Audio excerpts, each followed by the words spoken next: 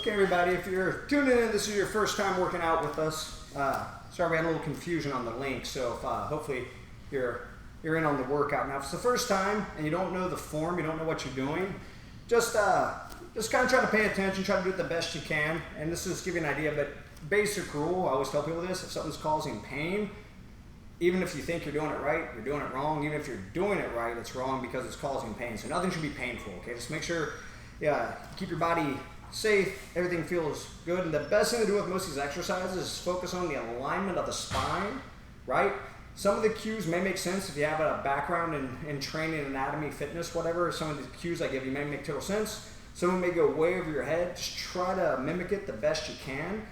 And probably limit your range of motion or the quantity of work you do, okay? So don't feel you have to keep up with everything that I'm doing. You can modify everything, right? So just don't go as deep on your push-ups or your squats or your stretches, and just listen to your body, most important thing, right? For everybody else that's a part of it, let's get started, okay? So the first thing that we're gonna do is bring our feet where they're essentially about hip width, or you can even bring them all the way together. That's up to you, okay? And we're just gonna raise up on the ball of our foot. I'm gonna lower down, then we'll bring the balls of my feet off the ground as I go into my heels. So we're gonna go back and forth, and I'll show you here from the side in case you're not seeing that. And we just go back and forth, going up onto the toes, onto the ball of the foot, and then up onto the heel.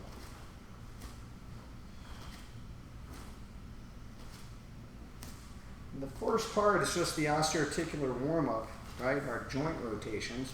Now we're going to circle. So we'll do a little semi-squat, circle the knees as we straighten and bend again. And there again, your circles might not be as big or they might be bigger, whatever feels comfortable. And we'll switch directions. This is how I've already done this today. Before I did my first workout, this is how I always start my day or my first workout of the day. I highly recommend it. Now, we'll widen out a little bit about hip width. So I bend, and now each leg circles independently, right? And we'll switch directions.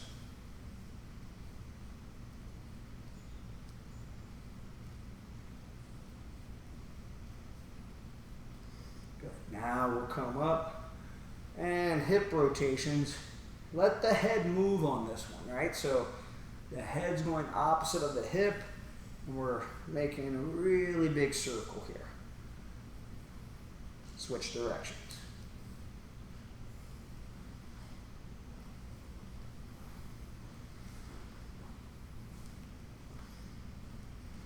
Okay, now keep the rib cage and up in the same position. Just roll your hips so the knees will bend a little, and now it's like a belly dance maneuver, right? You're separating the pelvis from the rib cage, moving, but I'm not moving up top, right? Up top, staying where it's at. That's why I'm putting my fingers there. You don't have to do that, just to demonstrate that I'm trying to keep that in place. And we just roll the pelvis now. So make a big circle down here. Good. Now we widen out a little bit wider, right? So feet are shoulder width, hands up here. Now I want to touch down, so I want to bend and reach with my elbow as I bring my knee up. Then I come back to standing, right? And then we just alternate back and forth. You may not be able to connect knee to elbow, that's okay. Just do whatever feels comfortable. But try to stand up tall in between. Try to avoid this where I stay looking down, look up, then go down. Look up, then go down.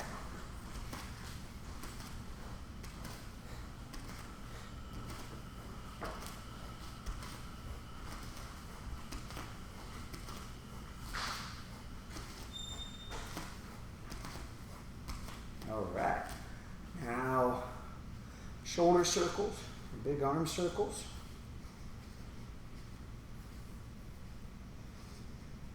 And switch directions.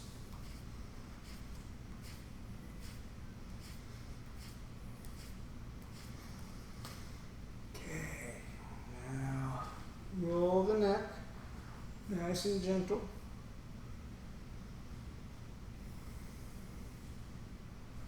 Switch directions.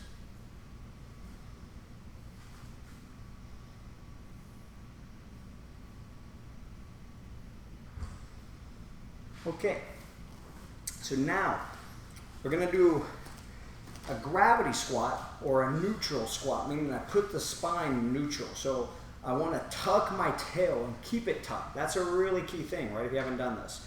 And that's going to try to almost create like this C-shaped body. We lift the chest, right? But when we lift the chest, I don't arch the back, I don't stick my butt out. So I tuck the tail, lift the chest, the head back, the chin in, pushing up, trying to create a straight line through the spine, right? Feet are shoulder width, feet on parallel lines. You may want to turn your feet out slightly, that's okay. But if you do, make sure your knees don't track in, that they track right over that second toe there, okay? Really important, so try to activate the arches. Imagine you're gonna do that with your feet, the arches are active. We tuck the tail, keep it tucked, lift the chest, keep the tail tucked, head back, chin in. Hands come up in front, and we externally rotate. If you want, you can internally rotate as you go down, or as you come up and as you go down like this, so it would look like this, and this is fine, right, if you want to do it like this. The objective, right, is to keep the spine straight and try to squat down. Not to let the spine go and go down deep. We're not doing a deep squat right now. If you can get the parallel with the spine perfectly straight, you have perfect mobility. I can show you from the side. I can look like my spine's straight. It's not. I untucked my tail. That's why I went down there like that, right? So that's the key thing. I want to keep that tail tucked. Head back, chin in. I breathe out on the way down. I breathe in as I come up.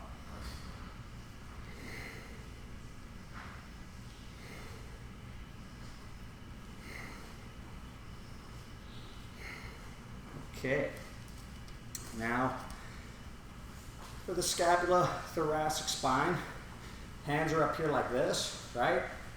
As I pull this elbow back, I don't want to rotate. I want my shoulders to stay square. I want my shoulder blade to pull back. So I turn these fingers down, I push forward, don't let the spine rotate, and I pull this elbow back. Tail stays tucked, head back, chin in, and switch. And switch. And switch. Switch. Switch. Switch. Last one, switch. All right. So shoulder width still. You're still there. If not, you can readjust. Second set of our gravity squat here. So tail tuck, chest up, head back, chin in, and we squat.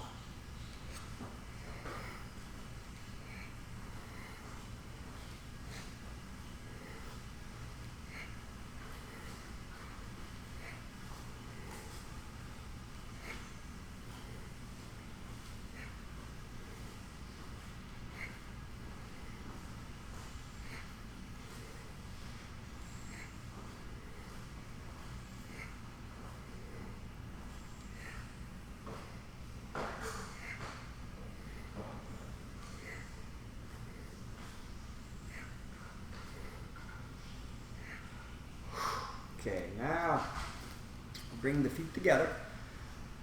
So we're going to try to reach through our fingertips as we go overhead. Try to reach as high as you can. Then try to reach down the front as far as you can. Pull back with your elbows as far as you can. Keep the spine neutral. External rotation, individual, internal. Extend your arms and cycle back through. So we protract, we retract, external, internal, individually, and cycle back through. So better elevation, protraction, retraction, external rotation, internal rotation, and cycle.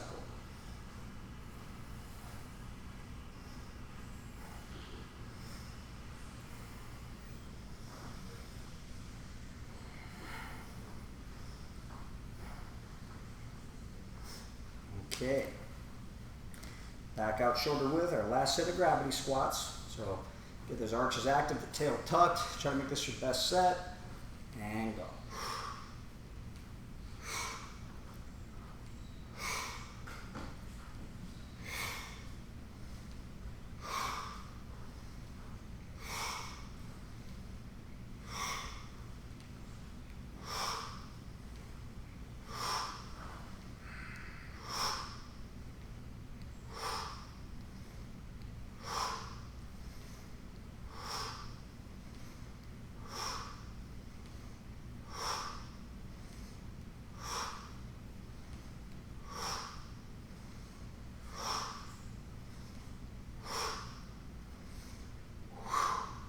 Alright, so I have to wipe myself down real quick.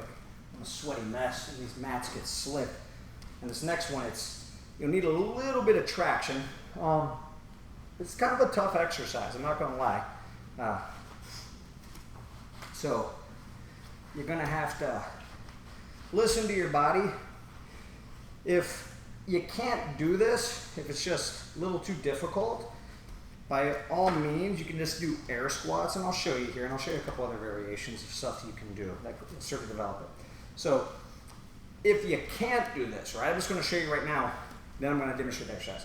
You can focus on a basic air squat, don't worry about the spine so much now, just get thighs to parallel, hands up as you squat down, hands down as you stand up. And then your other motion that you'll do to work on this is going side to side, your transverse lunge, right? So, I cross the leg that steps back behind. I try to keep this arm forward so the shoulders stay square. I touch the knee down and side to side. So if you can't do this, I suggest work on the transverse lunges with air squats, okay? Now if you can do this one, this is how we do it, okay?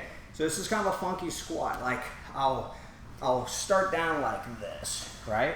And as I come up, I'll twist, right? Then you can go the other way with this leg in front, right? You can twist around, right? You can step behind. And what I want to do is the leg that's in the front is pushing and I rotate. You can just alternate back and forth and you can just develop like a circular motion, right? Where you want to sit down and you twist, right? Then you can alternate back and forth, however you feel comfortable. This does put pressure on the knees. If your knees aren't strong, I highly recommend you go easy on this. Maybe even use your hands if you feel like you have it. This has developed I don't know how true it is, just to give you some insight, but the idea is they could test your longevity. So if you want to freak yourself out a little bit, basically they could, there was a Brazilian scientist that determined they could estimate how long you would live based upon how you could stand up from here. So if I needed to use my hands or make contact, so the idea of the exercise was I should be able to just stand right up, squat down, sit, take the pressure off the feet, come up, and that can determine your life expectancy. I don't know how true that is, but that's the idea. So play around with it, but it's like a lateral squat, right? So if you're not used to it, like I said, don't force yourself into this motion. We're going to work on this, just playing with it, for about 6 minutes, okay? So I would work at a slow pace, and if you're on a slick surface like me, keep wiping it down. You don't want your feet to slide when you're doing this. And you can begin.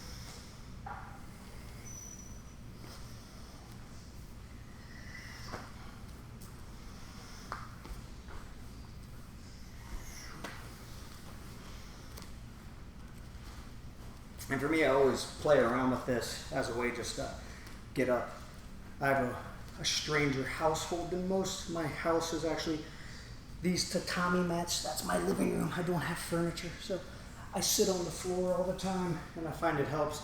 And as you get going with this, you can really, play with the rotational patterns. You can use front leg, back leg. There's really no truly standard way to do this. But there again, back to the very first thing I said, if it causes pain, you're doing it wrong. It should cause no pain.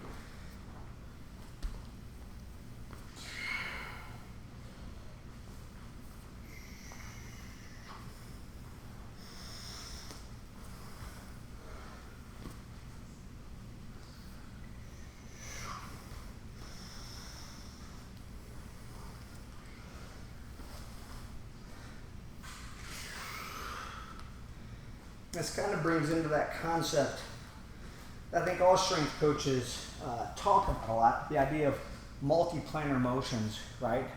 I call it three-dimensional strength. Same thing. You should be able to kind of be strong in every direction. Some directions you'll obviously be stronger than others, but you need to be well balanced. It's not just about how much weight you lift.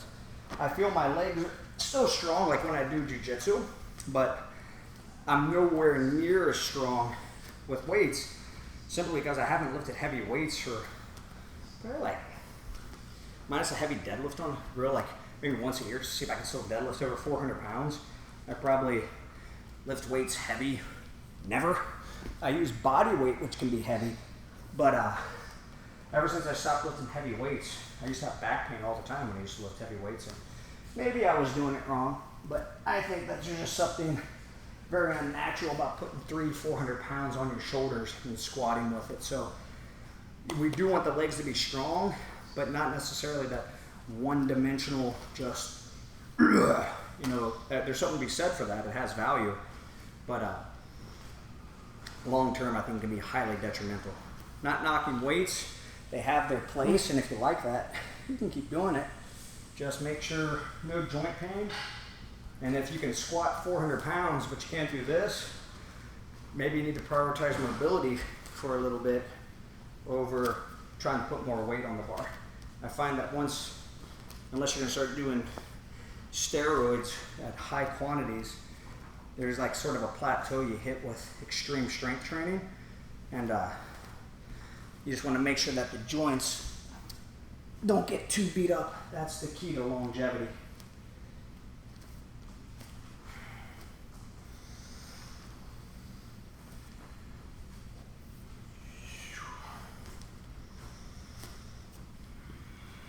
Got 2 more minutes.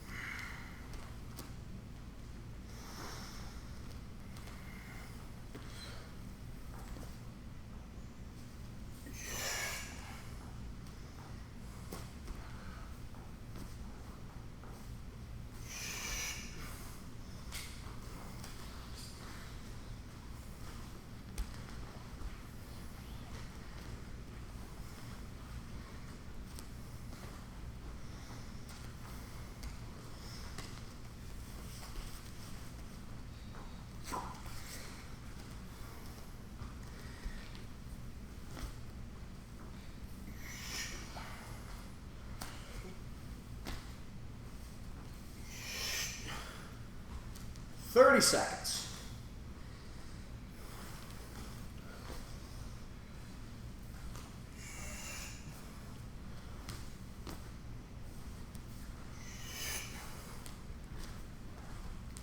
"20 more seconds, so you can go and start finishing up wherever you're at.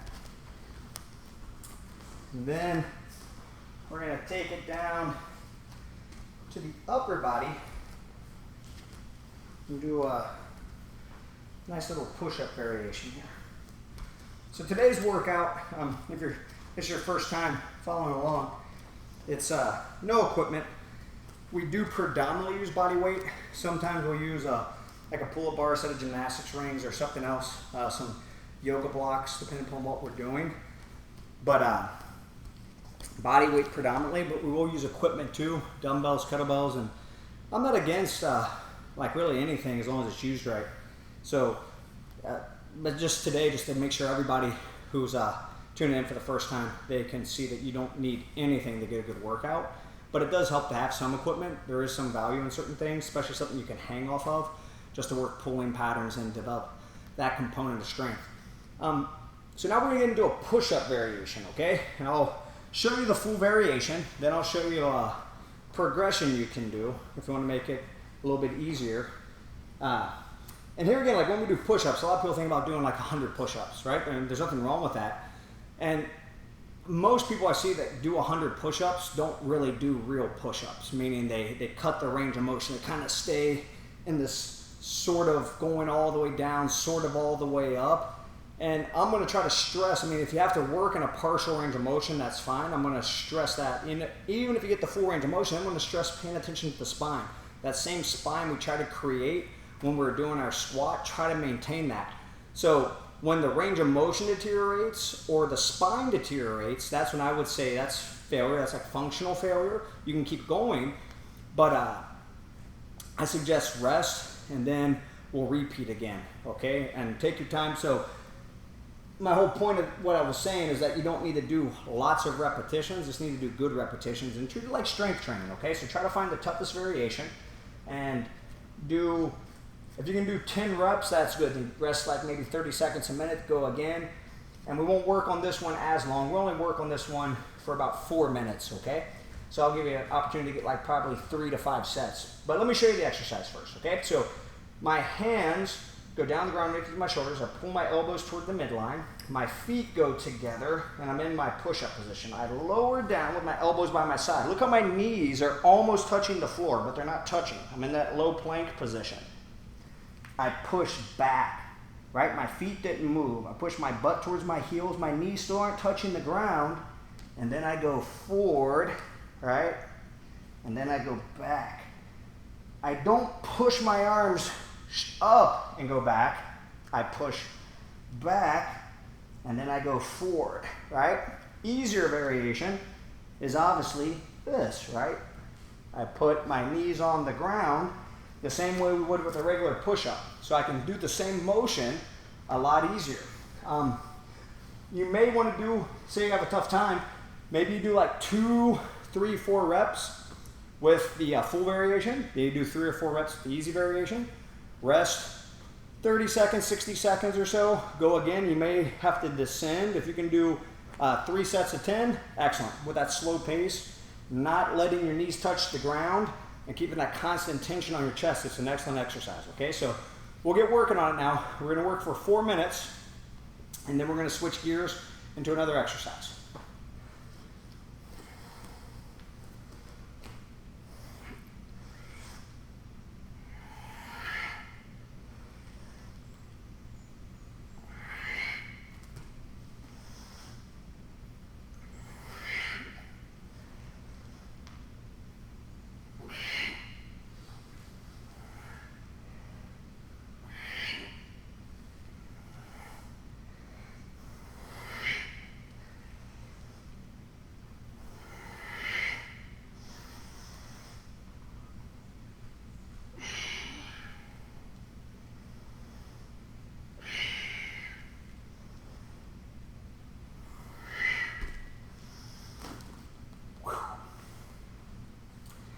That's another really good tip. If you find an exercise to be easy and you're repping out really fast, unless you want endurance, if you want endurance, that's probably the right way to go. But if you're training for speed, you want to do low rep sets. You just want to do them fast.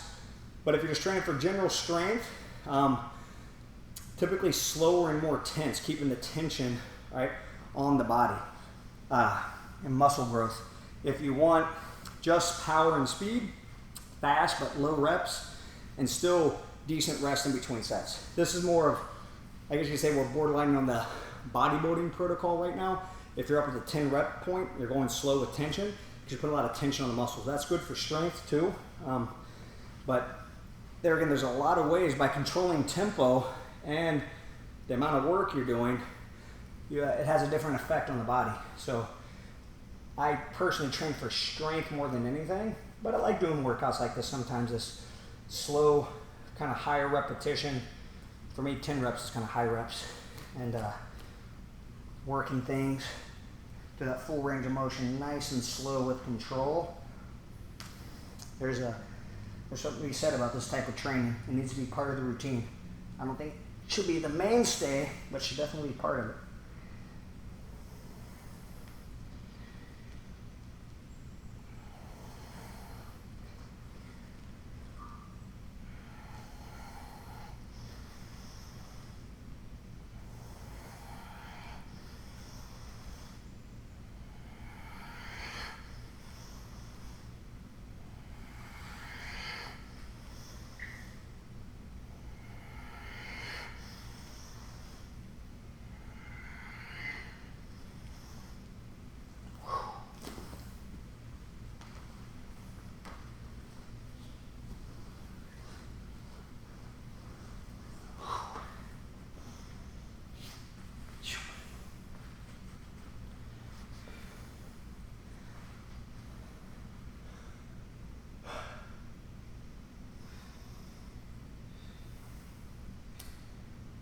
Coming up on our last 45 seconds.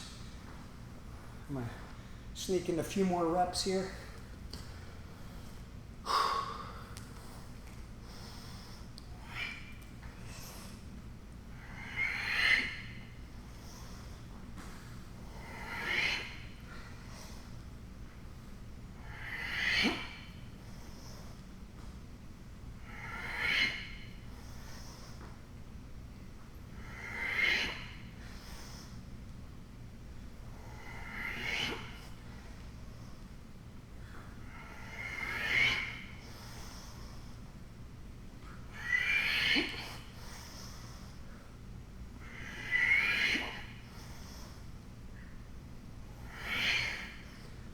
All right, time.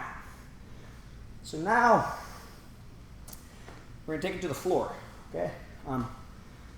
This is the thing, you don't have to, sometimes, we'll do the couplets where you alternate tension. Sometimes you just do straight work on a movement or a body part or something, and it doesn't take a lot. So it's really about getting that quality work, not trying to herky-jerky jump through exercise. And sustained heart rate training has its place. I'm not going to knock it. I usually get that through sparring and doing like all my fight drills and stuff. And occasionally I'll go for a run, but I'm more into sprinting and taking long walks, to be honest with you. So there's nothing wrong with doing the emphasis on heart rate training, but that's not what I like to do a lot of, right? So here now, the motion that I would like to see. My hands down by my side, right? My chin tucked in. Look where my legs are, right? So straight legs. And I want to try to reach them so my feet are right above my head. Look how I hold it. And I lower down slowly, segment by segment, until, boom, right there, my sacrum hits the ground. And then back up. Nothing wrong if that's not happening, like bent legs and just trying to roll your pelvis up off the ground, right? Like a reverse crunch. Some people find they get a little better result by taking the hands off the ground because they find they're pushing too hard with their hands, okay? Some people like to make it a little bit harder with the hands off the ground. That's also fine. I don't really use my hands and my fingertips on the ground that much when I do this anyhow. The emphasis is the abdominals, right? And not so much the hip flexors. That's why I'm not doing a leg raise to here and then down. Not that this is a bad exercise, but right now I want to really work on that abdominal wall. So I bring the feet up. If you have to bend your legs, like you have the ab strength, you just don't have the hamstring flexibility, that's fine. And then you can go with bent legs And the idea is I'm still trying to lift my pelvis like above my shoulders essentially, and my feet straight up. But if you have the mobility, go for it this way, right? So this is just gonna be one long set of 2 minutes. You might wanna take a little break in between. That's fine. Let's go.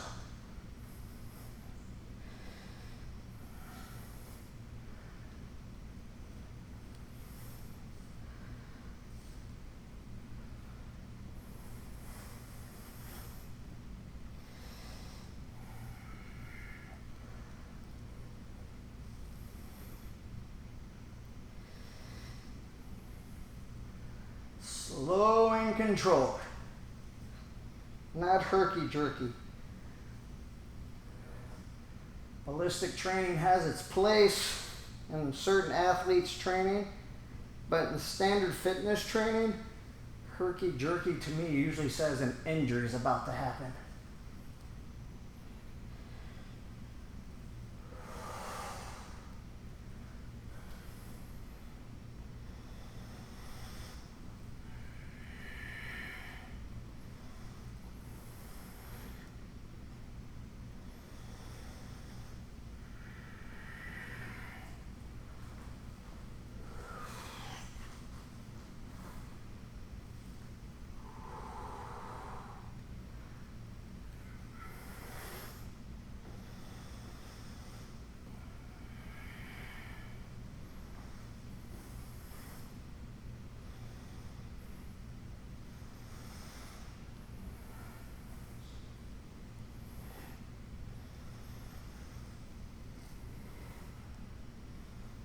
Twenty seconds.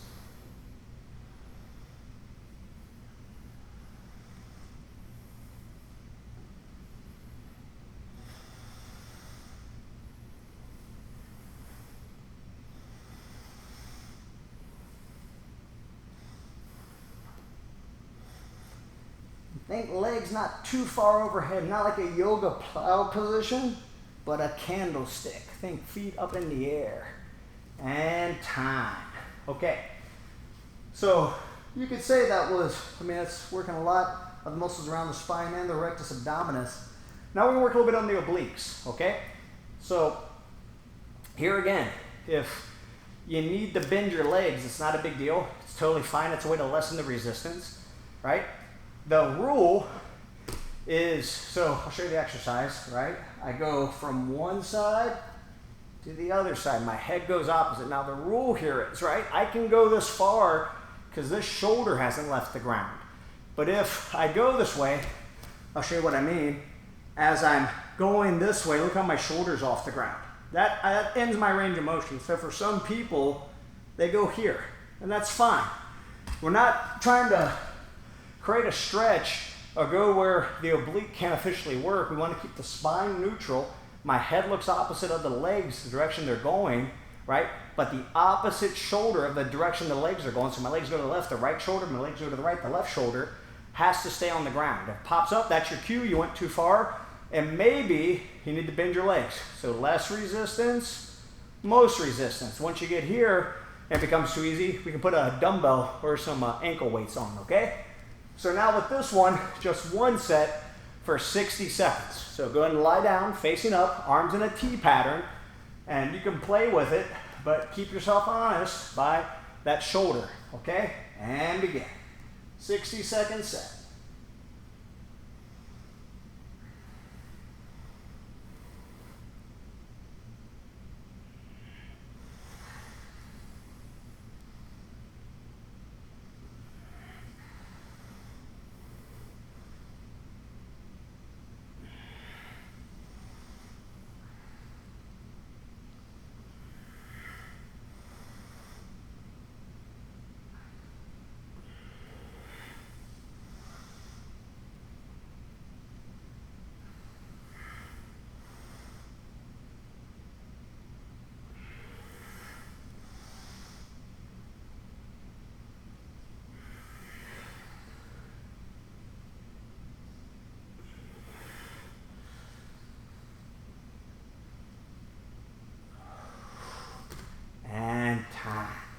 Now let's roll it over.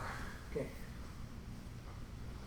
Now we'll get some work on those paraspinal muscles. We're going to work on our thoracic portion, okay? So kicking our feet into the floor, cross the hands over, right? We're just going to arch in the back so feet stay on the ground, kick into the floor. Don't look up, keep the chin neutral, and then pulsing motion here. Don't let the arms touch the ground. Stay pulsing. Try to move faster than the count, but stick with it. If you got to rest, hop back in. 10, 9, 8, 7, 6, 5, 4, 3, 2, 1. Sternum on the ground, chin on the ground. Arms at 45 degrees. Reach through your straight arms through your fingers, not T pattern. 45 degrees from the shoulder to overhead. Chin tucked in, right? So you're right there on the ground. You can put your nose on the ground if you want. And top range of motion, pulsing like before. Now for the rhomboids. 10, 9, 8, make sure your sternum stays on the ground. 6, 5, 4, 3, 2, 1. Keep your left arm where it is, 45 degrees. Turn the fingers to the outside and pull the fingers down towards your feet. Bring your right arm into a push-up position. Turn to your right. Make sure your left shoulder is pushing into the floor. If it is in contact with the floor, keep pulling your fingers back through your straight arm and start pushing into your right hand, looking up to your right. This will be a stretch for the pec. You may feel it running all the way down through your arm into your fingertips. All of that fascia that connects there in the arm. But we're specifically trying to stretch the pec here. So remember, the left shoulder of or the straight arm, if it's your right arm, the straight, that's fine, from the opposite side. But the straight arm, that shoulder, the front of your shoulder, has to be into the floor. If it's not, make that your priority before you do anything else.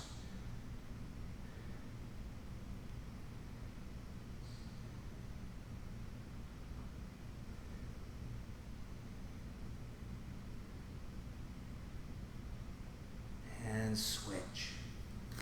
Right arm up 45 degrees. Fingers turn to the outside. Got the shoulder on the ground. Left hand's in a push-up position. You start pushing into the hand, looking up to your left. Right shoulder into the ground, fingers pulling back.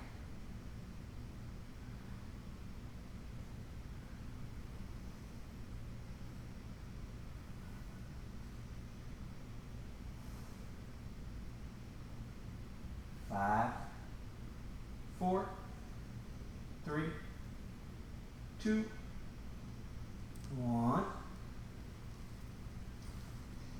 Come up to your knees. Wide base of support. Right? I'm going to stay on my right hand. My left arm is going to reach straight down diagonally, trying to rotate through my spine as I bend my right arm, trying to get my left shoulder to the ground, pushing my arm away. My arm's not back. I'm trying to push it away, but not taking my head off center. I try to keep my head in line with my spine, and I rotate in my mid-back, pulling my fingers back towards my face on that left hand.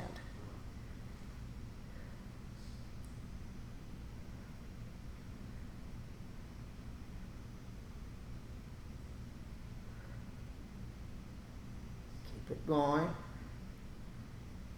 5, 4, 3, 2, 1. Come up.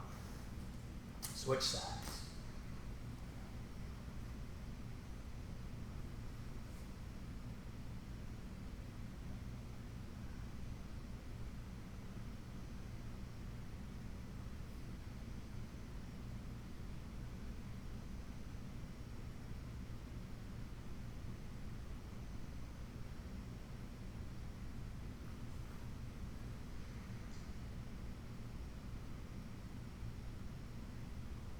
Five, 4, 3, 2, 1. Now from here we're going to progress up to right foot up, left knee stays on the ground, and I want to be in kind of a deep lunge, so my left hand goes on the ground. You can point the fingers straight ahead. I like to point them to the outside, so I point my left fingers away. I'm going to rotate, drop my hip in toward the floor, try to make my spine neutral. Try to kick my left heel up to my butt and grab it with the right hand. If you can, try to, with that right arm, try to pull that left heel to your butt. Keep the spine neutral, rotating, looking up to your right. Nice little stretch for the quadriceps. Try to keep the tail tucked, the head back, the chin in, and the rotations coming through the thoracic spine there. So I'm opening up my shoulder on my right side.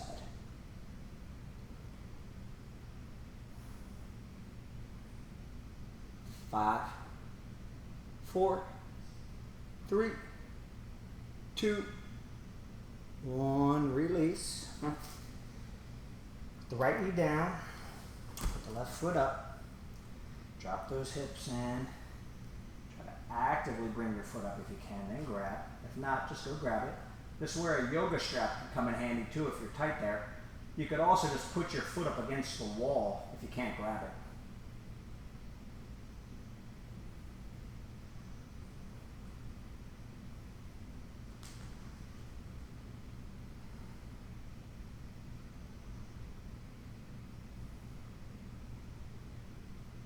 Five, 4, 3, 2, 1. All right. One last stretch now. Take a seated posture. All right, so feet go straight out in front of us. Right, we got 3 hamstrings. We're gonna stretch the most lateral one, the one more on the outside, right? The biceps more. So I'm gonna take my right foot, turn it to the outside. I'm going to slide it back just a few inches just to get it out the way so there's no tension on my right leg. My left leg, I'm going to internally rotate. So that means I'm going to turn my toes from my hips toward the midline.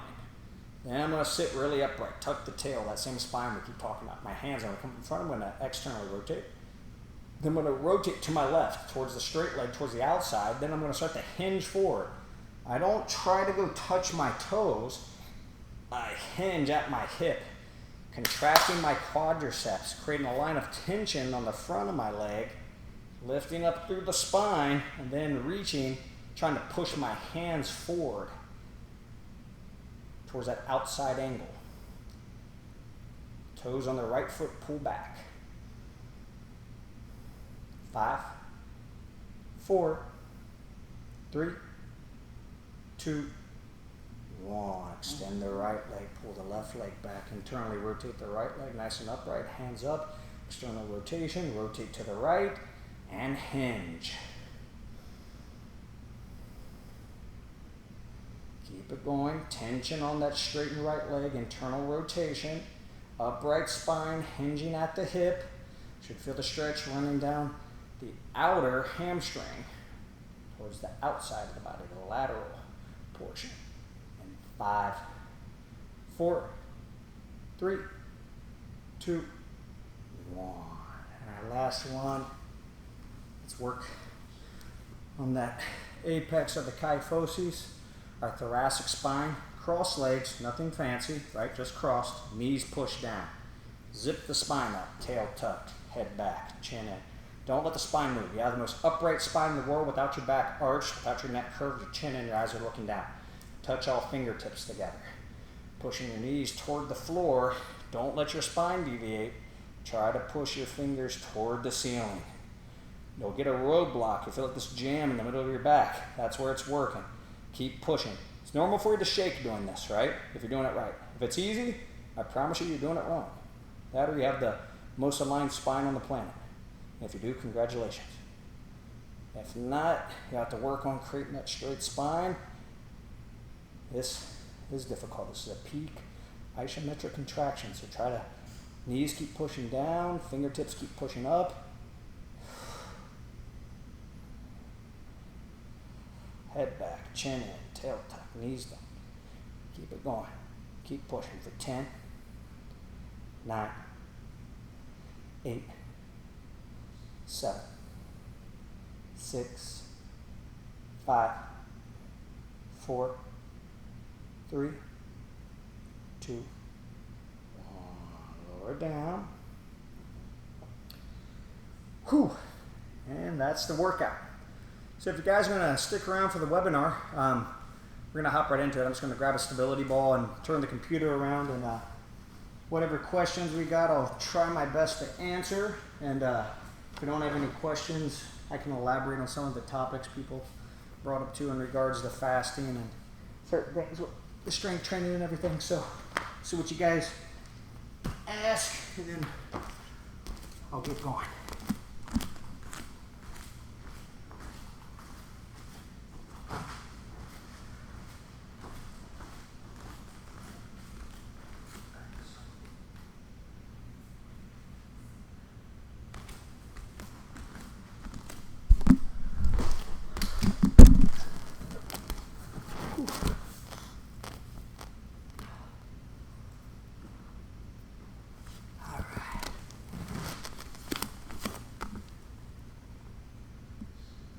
Okay, cool. So just gonna do it with that. Yeah, got it. Gotcha. This is the live stream.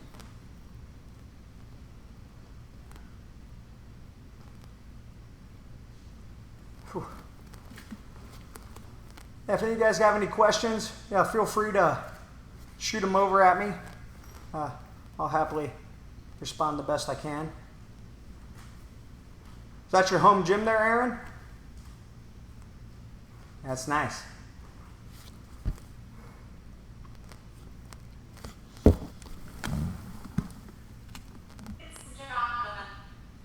What's that? Yeah, it looks great. Thank you. How's your body feeling from the workouts? Is it feeling okay? You said you haven't been injured or anything. Everything's holding up okay? Yeah, my back has been feeling great. My hip just hasn't been hurting. It's kind of like, what's going on? Why is this all of a sudden why am I not in pain? That's good.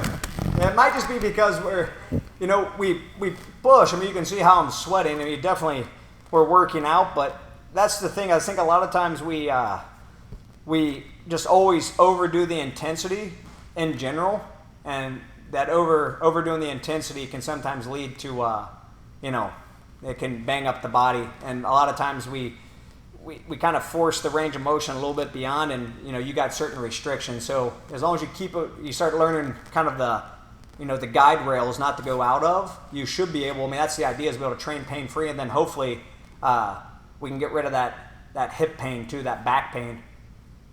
Were you able to start? Were you able to see the exercises in your program too? Were you able to start doing those? Yeah. Okay, good. Excellent. The physical therapist is wondering what happened to me. Yeah, good. Yeah. It's always a happy physical therapist if their patients are healed. They're not making any money. Yeah, as I say, then they get unhappy if they're too good. They're too good at their job. They have no job security.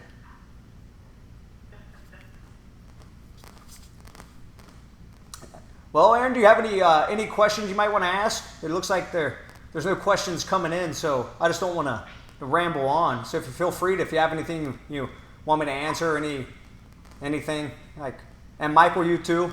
If you have anything you want to ask, go for it. Yeah, I'll start. We're just looking at my mouth, I guess. Any thoughts on intermittent fasting? A lot of my colleagues or some friends of mine have started doing intermittent fasting, but I've always been skeptical. So, any opinions? Do you mean the intermittent fasting in the sense of the 16-8, like having an eating window throughout the day, or the intermittent fasting where you do a prolonged multi-day fast?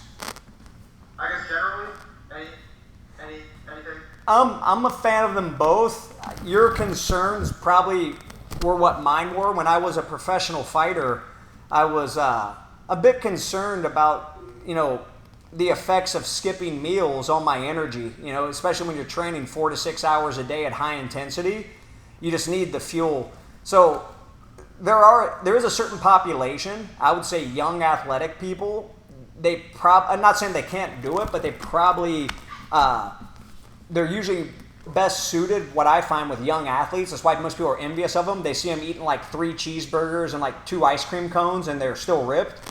But it's because they're burning so much. That was the famous story with like Michael Phelps, right? Like how he eat, 12,000 calories a day. It's almost impossible to even eat that much. So that's like a job. But I personally always found my natural biorhythm is I hated breakfast. I always liked breakfast food. I love bacon, eggs, stuff like that. But I always felt kind of like it started my day off wrong. But like most people, I was always told you should never skip breakfast. It's the most important meal of the day. So just even breakfast, right? It's really break fast. So you think about it, that's what we're doing. So my breakfast has always been around 10 or 11 naturally. And then as I started, intermittent fasting started becoming kind of on the radar. And like for me, it was like around 2008, 9. And that's when I stopped fighting. So I started playing with it. I started doing a more prolonged fast. I started going to like 1 p.m., 2 p.m. And then I'd stop eating around 9 or 10. So I found that it's really, at the age that I started doing it, maybe because I started at the right age, probably for young people, not so important. Maybe it's still good, but I can personally say having a small eating window of anywhere from 4 to 8 hours a day I really enjoy it. I actually feel I have better digestion. It's easier to control calories. I have better energy, everything. And I personally like to do, I usually do Monday, not always, but typically I just don't eat Monday at all.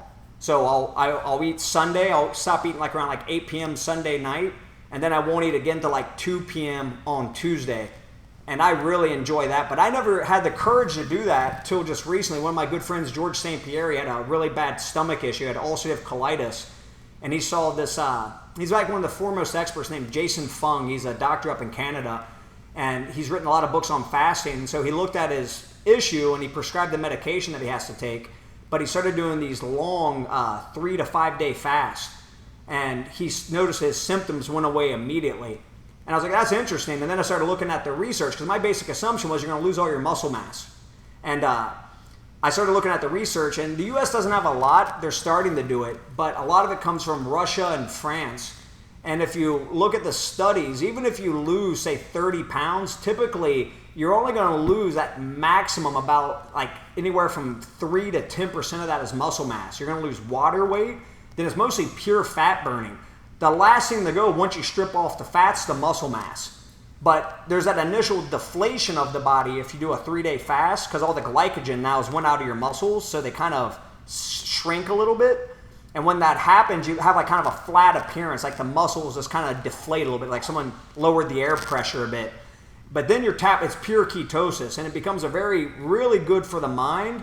It clears inflammation. If you have, say, any type of digestive issues, there's a whole host of things that that I would say that it's great for. Mostly health and fat burning, though. Health in general, just lowering inflammation. If you feel healthy and you like having the standard diet, I know tons of people that still do that and they're very healthy. So I'm not going to say that by any means is it the gateway to health, but I've always naturally geared myself towards skipping breakfast, so closing down the window. I happen to think that's our natural way to eat. I think it's unnatural. I always feel when I eat too much and try to eat 6 meals a day, I could never do it. It would always cut down to about 4 meals a day, and I even felt bloated doing that. And maybe that's just me, so my personal experience says fasting is good for anybody that's not a professional athlete. I highly recommend it. Every person I train, I totally recommend it, that they at least try it for about a 3 to 6 month period to give it the adaptation and see how they feel. But the initial response is usually feel a little wonky, like you feel like your energy's a little bit off, but that's because your body's learning how to use fat as fuel instead of sugar typically. If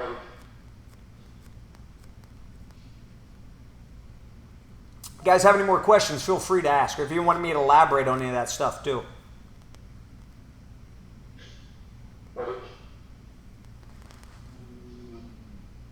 Did you want to ask something, Armando? Yeah, can you hear me? Yeah, I can hear you. Okay. Following that question, how do you approach how do you start to get into the 1 day fasting, 2 day fasting? How do you start doing that?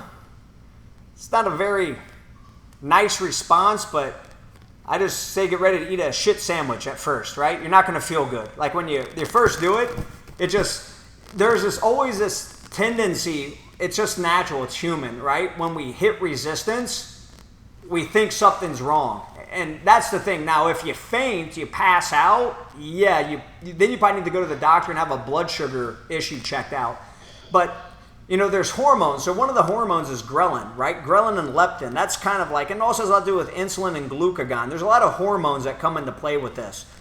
So the best way I could tell somebody to get ready to do a fast, like one day, is just drink some water, a lot of it, and go to bed, and it'll pass, right? Like, and if it doesn't, but some people, what happens, they'll get like, it depending on where your blood sugar is at or how close you were on the borderline to ketosis. Like, you do endurance sports, so let's say you choose to do a fast on a day that you just did this ultra endurance event and you didn't eat that much food that day, and then you decide, all right, I'm going to start my fast post that workout. You may go into what's called ketogenic induced insomnia, right? Because you may drop into ketosis really quick without having food, which can make from say you did a hardcore endurance thing on Sunday, you didn't eat much food, you decide to fast on Monday. By Monday night, you might be in full ketosis. And if you haven't adapted to that, it can give you insomnia, which is miserable, right? Then you got to wake up, you got to work the next day. So my recommendation is do it on a weekend. So if that happens, you know it's not a big deal if you don't fall asleep, right? Do it on a day that you can afford to kind of have a crappy day's performance the next. There's other tricks too. You can do mostly liquids, and that slows down your digestion to get your digestion more ready for it. So anything that's liquid, but that's where some people go crazy. They start pounding down fruit juice, which that starts spiking your insulin, get your blood sugar up. So my recommendation would be like stuff like bone broth, like soups, sparkling water while fasting. And me personally, I never do pure water fast. I'll use black coffee. I like it in the morning, actually, but I've gotten so used to it, I don't even put cream in my coffee ever. I just have black coffee all the time. I start my day with black coffee. And then I'll get a couple bottles of sparkling water, and I'll have that throughout the day. And you know, the ghrelin, that's the thing that tells your body eat. So when you get that hunger pain or something, that's ghrelin, right? So when that starts kicking and the stomach says, hey man, we're hungry, we got to eat, and then your blood sugar is getting a little crazy and everything's, and next thing you know, all the TV commercials or whatever, all your sensory inputs are telling you to go to the refrigerator, you have to eat or you're going to die. That's just signals for the most part. I mean, there might be some exception to that, but from what I've seen, that's just your brain playing tricks on you. And if you have that sparkling water, which puts a little something in your belly, it just allows you to ride that wave a little bit. And once you get past the first day's wave, then you're in the clear, and you'll find you're fine. So it's basically when you have your biggest meals, when you have the biggest surge of ghrelin, your body gets used to it. I would suggest don't watch stuff on food. Like sometimes I'm a sort of a masochist. I'll be on a 5-day fast and I'll only watch food stuff just to test my discipline, just to see how much I can take. But you shouldn't do that to yourself. You should try to just, and do it on a day that you know that you don't have a family event where you're all going to go eat. That's horrible. I'm really against that, honestly. That's why I pick Monday. Mostly Monday, like everybody's getting back into their week. So on the weekends, I like to go out and have drinks. I like to go out to dinner, hang out with friends. And then I typically, and this isn't, there again, I don't like absolute rules. I don't do well with that. I rebel against myself if I do it, so I know not to impose strict parameters on myself. It doesn't work for me. Some people it does. But typically, I don't eat Monday. Typically. Some days I'll wait till the end of the day and I'll eat a small meal, like a high-protein meal, high-fat, low-carb, if I do feel I need to eat. Sometimes I train too hard. I feel I have to eat the food. And then I typically eat pretty clean on Tuesday, Wednesday, Thursday. There again, it's not absolute, but typically. And then Friday, Saturday, Sunday, I'll eat whatever I feel like eating, but I typically close down the window even smaller, so it's a big feast and it's really enjoyable. So maybe I start having beers with friends, and then I wind up having a burger. But even to be clear, I usually drink it sounds kind of snobby, but I drink really good beer. Typically I like German beer because they have purity laws with it. I'll eat a grass-fed burger. And instead of eating French fries, I'm not saying I like French fries as much as anybody, but typically I'll have a big side salad. So I'll have 2 burgers, I'll have a side salad, a big organic side salad, and then if I want dessert, I'll go have dessert of some kind. And I find after that it's impossible to eat anymore, right? I'm stuffed. And then the next day I wake up, and because I had this big load of calories, that's some carbs, some sugar, a lot of protein and fat, a lot of fiber, I wake up and I work out the next day. And I work out. So when I'm actually eating more, it energizes me more. So I work out hard the next day. And then when Monday comes around, I do strength training, low intensity, just pure strength training. I don't do anything that's working me too hard during my fast. And then I'll teach jujitsu almost every night at that time. And the only thing I'll do that's hard is I'll spar like 3 or 4 rounds. But for me, I'm so used to it, I function very well. Well, I find I spar my best on the day that I'm fasting. I don't know if it's that hunger, I don't know if it activates my brain to focus better, but that's what I find. And that's why a lot of people like fasting. It gives them a clarity. So I would just say, like, when you do it, just get through it. But if you can't, just try to push the window. Try to shorten the window day by day, week by week, till eventually you're just eating at the end of the day, what they call OMAD, 1 meal a day. And then one day you just skip it. And once you've done it, you know you can do it. Because once you go the full day, you've actually fasted 36 hours. And assuming you don't eat till lunch the next day, that's typically what I do. I do about a 40-hour fast once a week. And I find it really easy. It's really not that hard. Okay, awesome. Any other questions, guys? Can you do the combination of the, I guess, like a 16-8 and you skip day or two? Yeah, I'm not going to try to solve the problems of society, but I would say probably the biggest thing that faces us now as humans, it's really simple. We all know it. We eat too much, we move too little. Our lifestyle is pretty much, we sit a lot, right? Everybody does, even athletes, when they're not training hard, they just plop down and sit. And we have food all the time. And I think if you think about it, like the idea of not eating, it wasn't like, it's a luxury now. It's actually, it takes a cerebral person to even consider not eating, right? Traditionally, that was just the way life was. You're lucky if you even ate a meal that day, right? And if you did, it was whatever you get your hands on.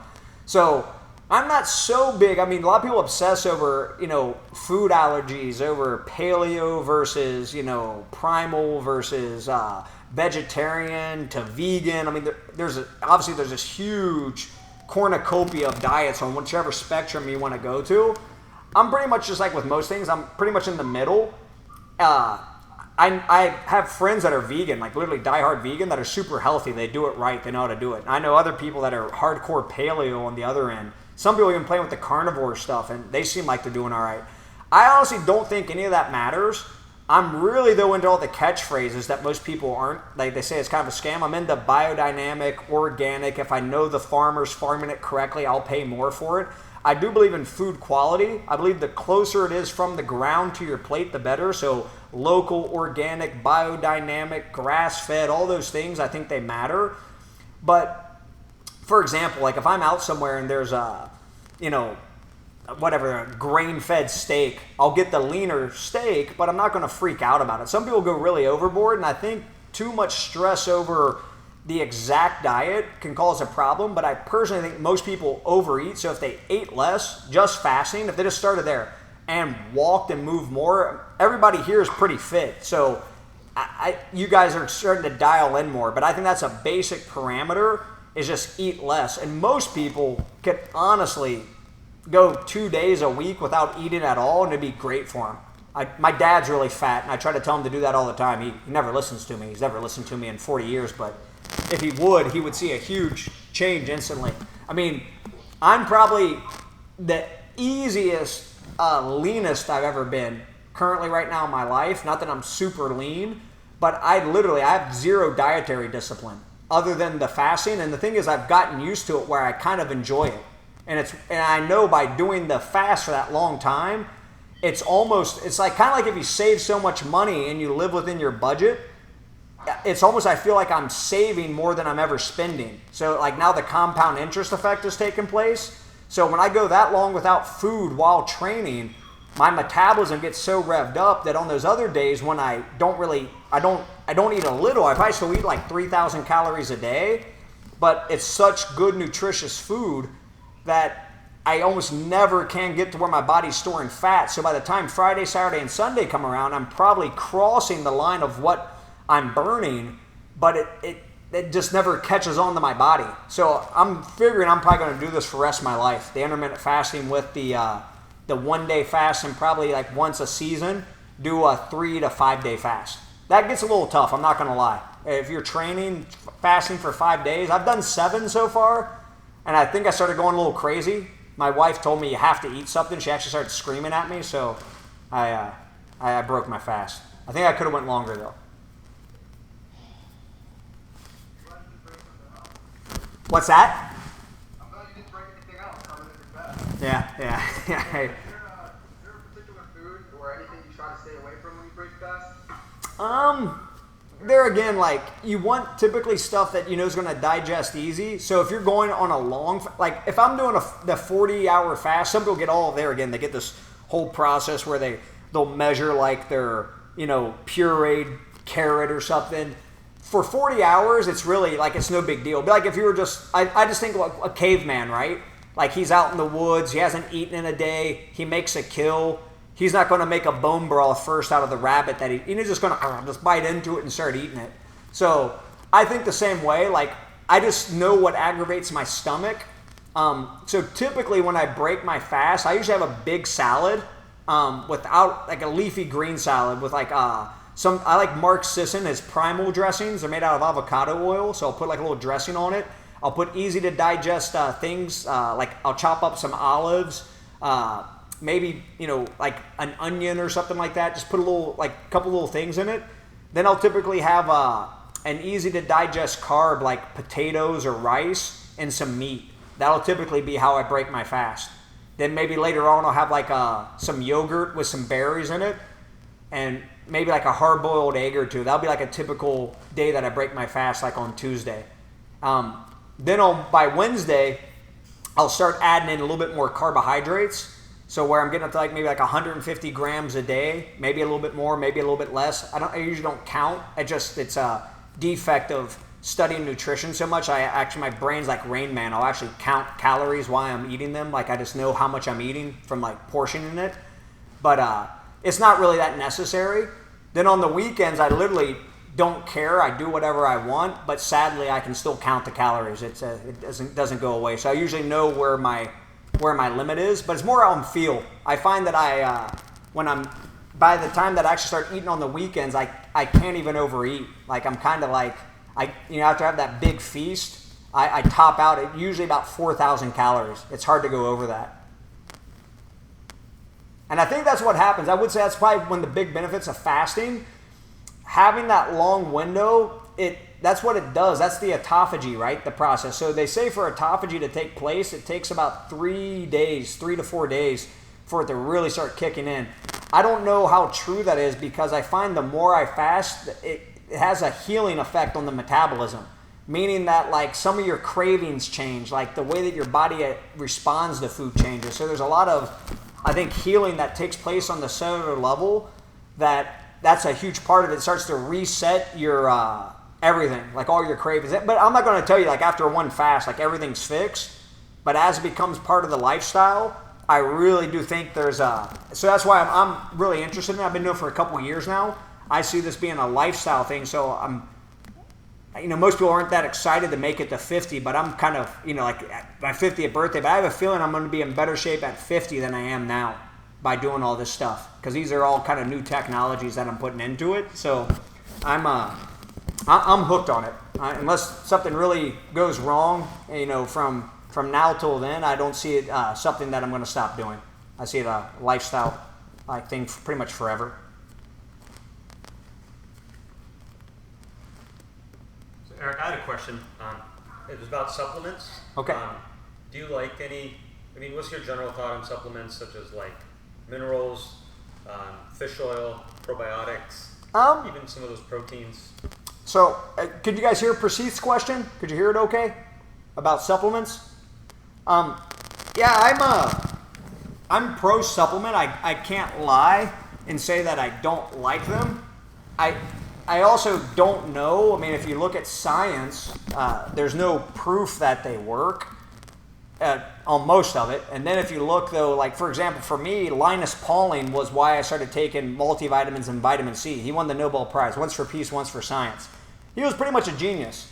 But if you look at Linus Pauling, he was kind of booed out of science because of his stance on vitamin C. He wrote a famous book called Vitamin C and the Common Cold. Now, there's been a resurgence. So there again, if you look at COVID, that's become a big thing. So they did a meta-analysis. I mean, this was probably 2 months ago now. It was Indonesia, the Philippines, and from America, they used New Orleans data. And 96% of all deaths were vitamin D deficient. And the only way you're going to get vitamin D is get sunlight, right? It's going to synthesize at your skin with cholesterol. That forms vitamin D, which really isn't a vitamin. It kind of is the base hormonal substance of almost all your body's processes. And come wintertime, like, in Scandinavian countries, they've been using a vitamin D supplement forever. It's called cod liver oil, right? They don't get sunlight up there. So there's supplements, whether you're getting it from a synthetic form, the vitamin, or you're getting it from the natural form from food, your body tends to synthesize it the right way. So my rule with supplements is I don't use the supplement as a substitute for eating a good diet. I use it in conjunction with eating a good diet. So I use Thorne Nutraceuticals. I like that company. They've been around for a long time. I use their multivitamin. In the wintertime, I take 10,000 IU of vitamin D. If I notice I'm not eating a lot of fermented food, I'll take a probiotic. So there again, I'll adjust my supplements. If I'm eating a lot of citrus, I won't take vitamin C. If I'm not eating a lot of citrus, I'll usually take a vitamin C capsule. So I don't make it a mandatory thing, but I like a multivitamin personally. And I also like on occasion a protein shake. If I can't get access to good food, I'll pack protein shakes with me, and mostly fast and eat stuff that's I'll have like some nuts, some seeds, some dried fruit, and protein shakes. So I think it all has for me, food's number one, but supplements do have a place in a good, well-rounded nutritional program.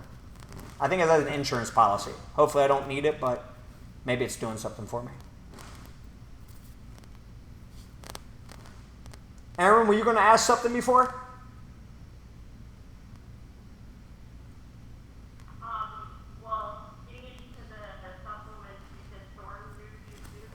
Yeah, Thorne Nutraceuticals. It's a really good company. They pretty much got everything. They've been around for a long time.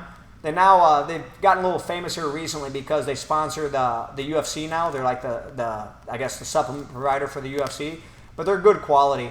I started a supplement company a few years ago, and then me and my partners, we had kind of a falling out with one of them, and it kind of dissolved the company. But my experience with it is, it's all the same stuff for the most part. It's basically just all it's like clothing. It's all kind of all made the same, and then you smack a different label on it, and somebody pays, $100 for this shirt or $20 for the other one. But there are companies that have maintained really good quality standards, and that's one of the best ones I found. But for the most part, I won't take just stuff like just weird things that someone tells me get a good result. I do research it, and I stick with the very basic. I stick with foods that are dense in the nutrient as my main supplement. For example, I like liver. I think liver is the best vitamin supplement you can do. But I'll still take a multivitamin and vitamin C, and there again, wintertime vitamin D. But that's about it for me. And the multivitamin is just something I've been doing since I was 12 years old. When I started working out, I started taking multivitamins. So I guess it's more like superstition at this point. I'm not going to say I always take it. Like when I travel, I don't bring them with me typically, so I don't have any issue at customs. I just try to just eat good food. But when I'm at home, it's just something I do. I don't obsess over it though. You don't, there's not like a main for your that you take on a regular basis, like say magnesium? So magnesium I'll take when I'm fasting. If I'm really sweating a lot, yeah, sometimes I'll take calcium and zinc and magnesium. But it really depends on what I'm eating that day too. Like at my house, we have a bunch of stuff. I even have iodine at the house, so I feel like I haven't been eating anything, that's going to have any of that in it. Like I've been eating seafood or something. So every once in a while I'll do targeted supplementation. And I think that's the point. The more you know about your body and the more you know about nutrition, the more you can use supplements intelligently. But this idea that I'm just going to pop some multivitamins and then eat McDonald's, that's horrible, right? That's a cop-out, in my opinion. That's where supplements shouldn't be used. The first thing I always tell people is fix your diet and then add supplements in. And the thing is, when you're reading most magazines, I don't read fitness. That was my whole basis of education when I started. I lived in Kentucky in the middle of nowhere. I got my hands on bodybuilding magazines and whatever I could find at the library. And, it took me probably like 2-3 years. By the time I was 15, I was like, oh, these are all propaganda. You realize what they're doing is they're writing the articles to coerce you into realizing the only way you're ever going to follow this diet in a sustainable way is to take their meal replacement powders, their protein shake drinks, and they got this model that's on steroids that's, telling you that he takes this. And so there's a huge part that people's baseline education, they get into this idea that I have to be taking supplements to get fit. When if you look at it, the most important thing is good food. And it should taste good too. That's always my qualification. If it doesn't taste good, it's not good for you. I really believe that. Not saying everything has to taste the best, but fat's your friend. That's where most people mess up when they start eating well. They start eating too little fat. Fat's what activates most of the vitamins and the minerals to be absorbed by the body. Without fat in the presence of the food, the digestion isn't complete. And typically what the food industry has done is put too much sugar and carbohydrates into the food to give it flavor, which actually strips nutrients from the body, strips minerals from the body, and actually makes you more hungry because it isn't nutrient dense.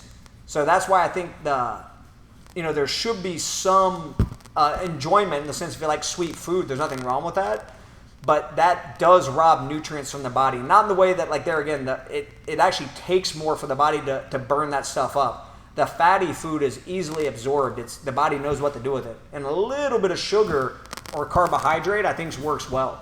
But I think as a society, there's been this real push in the past 20, 30 years, this whole green movement, if you will, to push people away from consumption of animal products. And I'm not going to say you can't be vegetarian, but if you look at it, I mean, it's the most, if you had to pick one food to live off of, if you gave me the choice of kale or liver, it's not even a question. Whoever took the kale will be dead in 6 months. And I'd be probably have 20 more pounds of muscle and be all big and jacked by eating the liver. So I think that actually says a lot about which food. But there again, doesn't mean you can't have. I go in the middle. I'll like a big kale salad and liver, right? I think it's good to have both plants and animals. But you definitely need the good fat. The fat's the key to the diet. Most people mess that up. I even supplement the fat. If I have a protein shake, I'll use Udo's oil. It's a really good oil blend. I'll just put that into my shakes.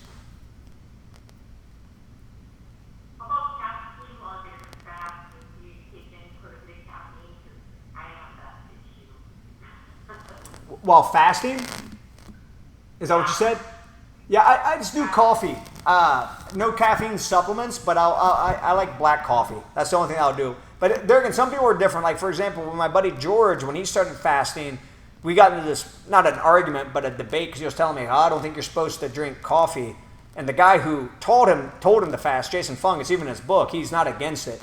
But for George, he specifically told him don't drink coffee because he had ulcerative colitis, right? That would be a horrible thing to take because, the coffee makes your whole digestion go spastic.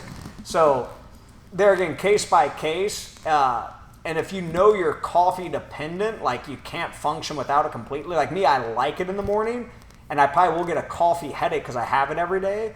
But if you got to chug another espresso at noon, another at 2, another at 3 to stay awake, then it's probably good to do a long fast, eliminating caffeine, cleaning out the system. Because that means that your sympathetic nervous system is basically, it's on its inline, and you're keeping the adrenal system you're kickstarting it every time you're basically depleting yourself.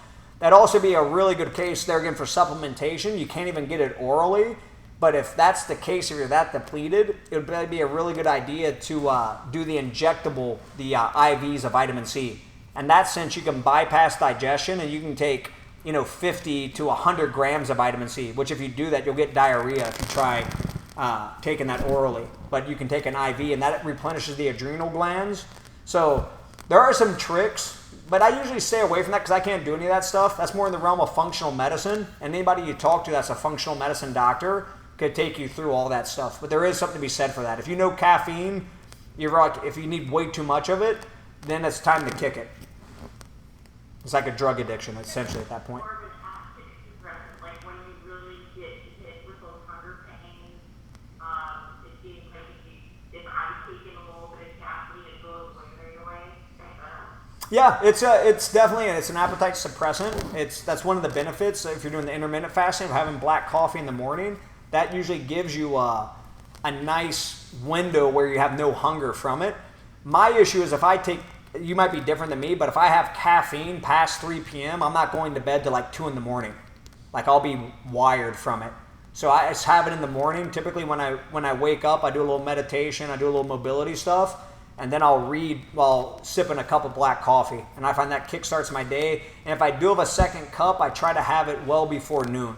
If afternoon, I try to skip it unless I plan on being up late that night. But back to your thing about when the hunger comes, I read a bunch of books on neuroplasticity. It's something I kind of got into a while back. And how things work, and one of them it had a lot to do with OCD and how they address OCD, behavioral therapy. And I thought it was extremely cruel, and that's what they were talking about. It was like, so if someone had like a germ phobia, a method of treatment, I think this was in the 80s and 90s, they'd take somebody to a public restroom, which I wouldn't do, and I don't have really OCD. I mean, I might be a little bit obsessed with some things, but they'd make the person rub their hands all over the toilet bowl, which I just find disgusting. And this is a person that was obsessive compulsive about washing their hands, like always.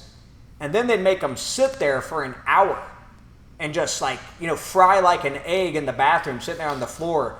And they said it cured some people because it basically overrode that mechanism.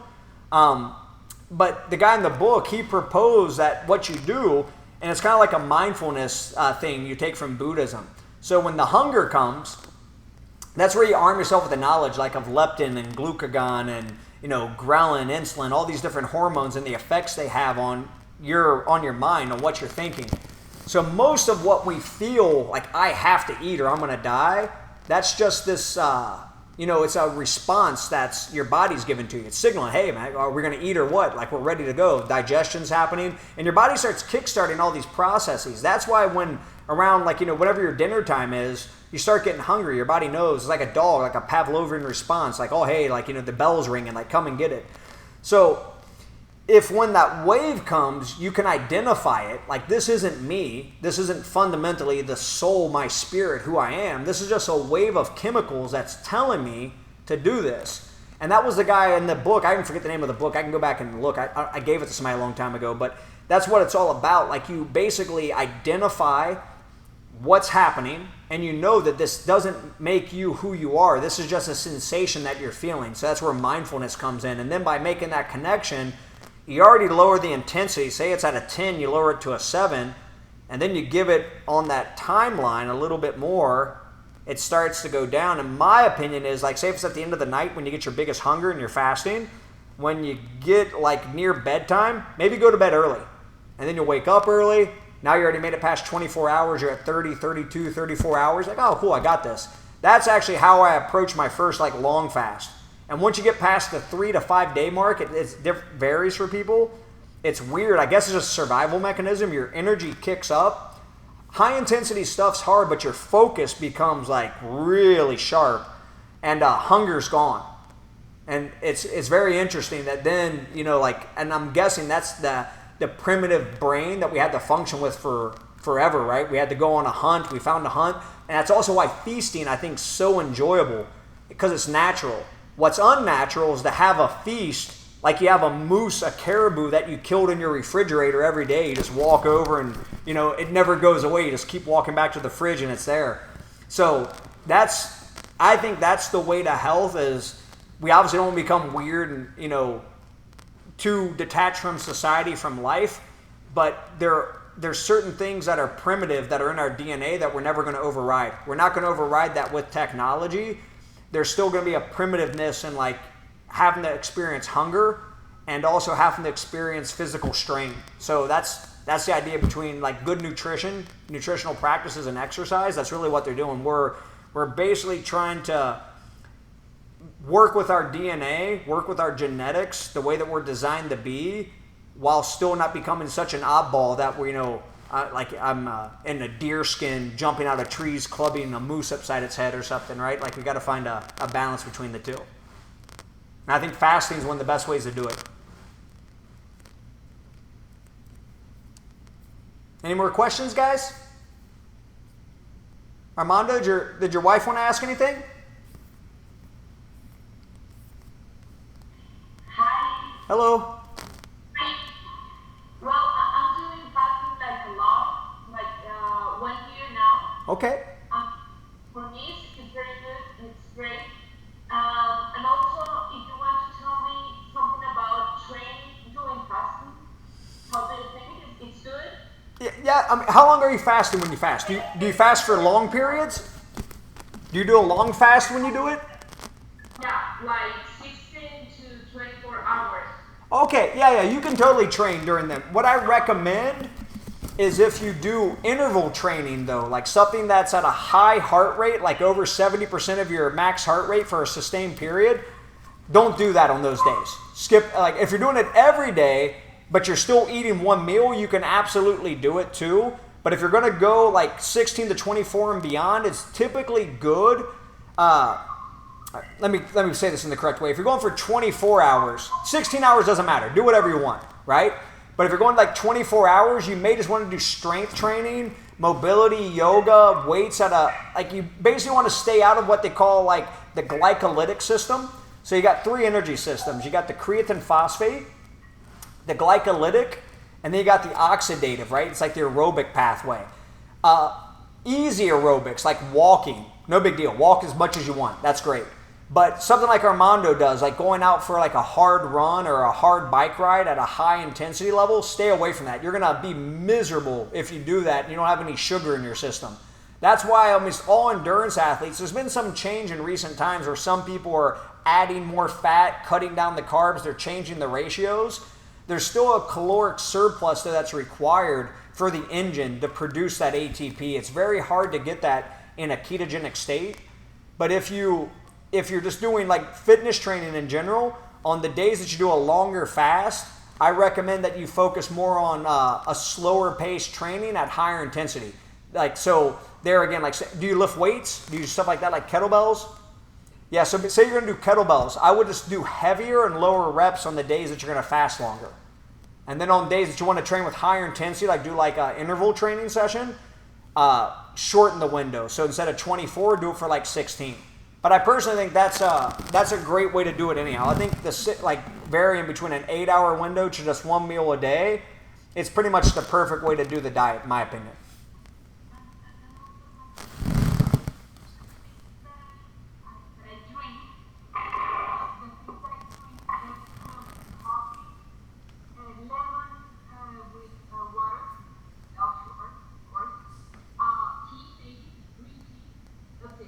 That's perfect. I don't drink any supplements because I think that maybe breaking fast with supplements or vitamins. That's it. That's all I drink. That's good. Coffee, black coffee. But maybe if I can try without coffee, it would be great. Yeah. So there again, I've kicked coffee before. I've tried kind of kicking everything. I always play around with my diet. Me personally, I love, like if I had to give up, like if it was a choice between like, the only drugs that I really do is I drink alcohol on occasion. Since my son's been born, I probably smoked pot twice. I used to all the time when I was younger. And coffee. But if you had to make me choose, like right now, only one drug for the rest of my life, it'd absolutely be caffeine, be coffee. I love it. For me, the way it starts my day, alcohol I could really care less. I just do it to be social typically. And like other drugs I could care less about. But for me, but if you know like it doesn't really do that much for you, you don't care, yeah, I'd say kick it. Like if you don't like the taste of it. But for me, like I've gone without it. I've gone like months without it before. And there's something that it does. I'm probably just a caffeine addict, I guess. But it just wires my brain in a certain way that I really like. It just makes me perform a little bit better. I think I'm a little bit sharper when I'm on it. But there again, that's I know some people, some of the most high energy people I know, and maybe that is it because they don't deplete their adrenal glands. That's what I'm guessing. Some of the lowest sleeper and high performers I've ever met, they don't touch caffeine ever. They don't, like, they never drink it at all. And they have super high energy like all day long. So I suspect that it's maybe they haven't messed up their adrenal glands. Maybe I have. But like that's what I'm saying. I guess I'm just an addict at this point. I can't kick it. Excuse me, what times do you prefer to start your eating window? Me, I usually do 1 or 2 in the afternoon, and I usually stop between 8 and 10 at night. And that'll vary. So sometimes the window might go like up to 10 hours. Other days it might be as little as like 4 hours, or I don't eat anything. I don't really obsess over it. Like, I don't think there's a right or wrong answer exactly. If you look at science, the foremost expert's a guy named Sanchin Panda. He's at the Salk Institute. And his whole research says that outside of a 10-hour window, there's no benefits. There's no extra benefits of what he's done.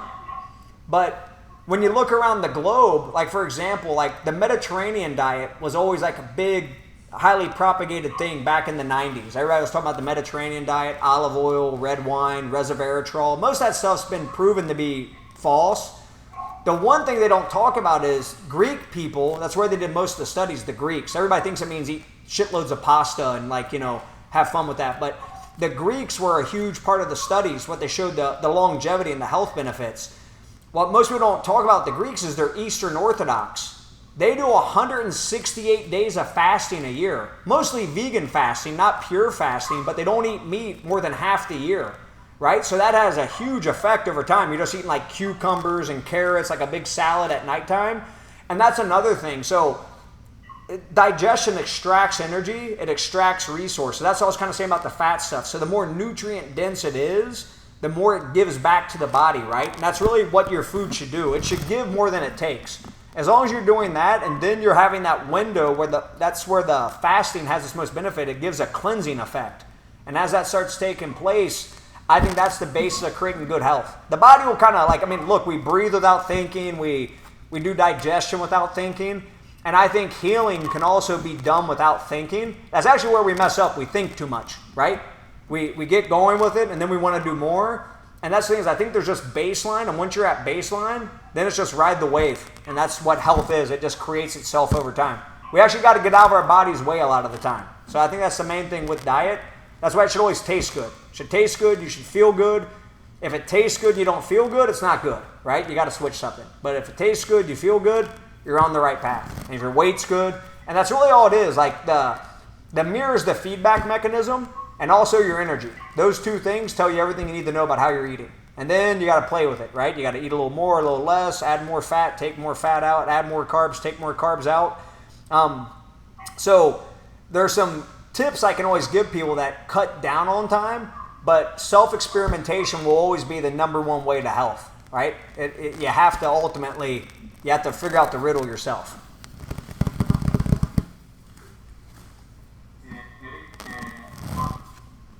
One question. When you mentioned the window, you start eating like past noon till 8 or 10 p.m. Is it because your day focuses on that part of the day? No, I usually start early. I get up usually at 6 a.m. every day, between 5:30 and 6. I also take a nap. I'm a polyphasic sleeper, always have been. I sleep great actually at nighttime, but I love the nap. I love the siesta culture. It's something I got into like back when I was fighting. When I lived in Brazil, I just won't give it up. I used to always take a nap in the afternoon, and ever since I started doing it, I'm obsessed with it. So I do a lot in the morning, but I don't train hard in the morning. If I were going to train hard in the morning, I'd probably flip-flop my window. I'd probably have like a breakfast, and I'd probably finish my day with a late lunch instead of dinner. I'd do my window the other way. I don't think there's right or wrong, but for me, I do like some mobility. I'll train people. Every once in a while, I'll train in the morning, like jiu-jitsu with somebody, but I prefer not to. I actually charge people more if they want to train in the morning, if they actually want to wrestle in the morning, because I don't want to do it. But then in the afternoon and the evenings when I do most of my training, So that's when I usually, I don't mind doing my first session on an empty stomach, but if I'm going to train again in the evening, I like to have already eaten a meal before I train in the evening. I find it's too extractive on the body. I start getting tired. But I don't think there's a right or wrong. I just do think we should have a window of when we eat. I think that's really beneficial because the body, the cells can start cleansing themselves. Eric, we have to run, so one more question. Okay, guys, we'll do one more question. Anybody got one more question? You want to go, Armando? No, I think I got it, and I also have a question. Okay. Anybody have any more questions? No, not Kate. Alrighty. Yeah, we'll do one of these again here in like a week or two. So if you guys, have anything, you can take some notes on the in-between and ask whatever you want. Feel free, feel welcome, and hopefully I can give you guys some good advice. Thank you. All right. Have a good weekend, everybody. Nice talking. Thank you, everyone. Bye-bye.